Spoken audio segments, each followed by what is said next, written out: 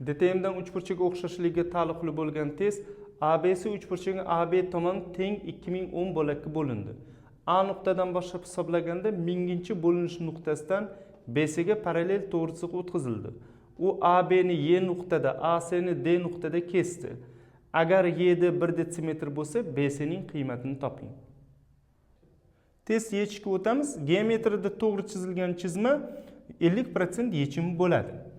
Endi mana bu yerda Y nuqta bor, AY'imiz 1000x ga teng bo'lsa, YB'imiz 1000x ga teng bo'ladi. Ya'ni 2010 ta bo'lakka bo'lindi. 1000-chi bo'lakda o'sha oxirgi nuqtasida Y turibdi. Demak, YB'da 1010 ta bo'lak qoladi. Ya'ni bitta bo'lak x bo'lsa 1000x bu 1000x bo'ladi. U umumiy bo'lak 2010x ga teng. Endi qaradik. BC bilan YD parallel. Bunda mana bu burchak A burchak alfa bilan belgilab olsak, B burchagi beta bilan belgilab olsak, BC bilan YD parallel bo'lgani uchun bu ham beta bo'ladi. C burchak gamma bilan belgilab olsak, mana bu yerda D nuqtadagi burchak ham gamma bo'ladi. Chunki YD bilan BC parallel. AYD uchburchak bilan ABC uchburchaklar o'xshash bo'ldi. Endi qaradik. Katta uchburchakda, ya'ni ABC uchburchakda gamma qarshisida turgan AB tomon bor. Kichkina uchburchakda unga mos tomon sifatida gamma burchak qarshisidagi tomon bo'ladi. Bu AY teng bo'ladi bu.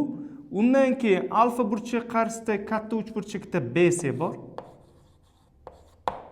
Alfa burchak qarshisida kichkina uchburchakda YD bor. Ya'ni o'xshash uchburchaklarda mos tomonlar nisbatlari o'zaro teng bo'ladi. Endi AB'imiz 2010x, AY'imiz 1000x teng. BC'imiz topilishi kerak. Buni y bilan belgilagan ekanmiz. YD'imiz 1 ga teng. Bundan y topadigan bo'lsak, x lar qisqaradi. Bir ko'paytirib bo'lib o'tadi, 2010 bo'lib 1000 bo'lib qoladi. Bu y teng bo'ladi, 2/100 bo'ladi. Ya'ni detsimetrda berilgan bizga detsimetr chiqadi. Javobimiz 2/100 detsimetr ekan. Demak, BC'imiz 2/100 detsimetr. Berilgan testimiz javobi D. Bu test professional 2-qismda olindi.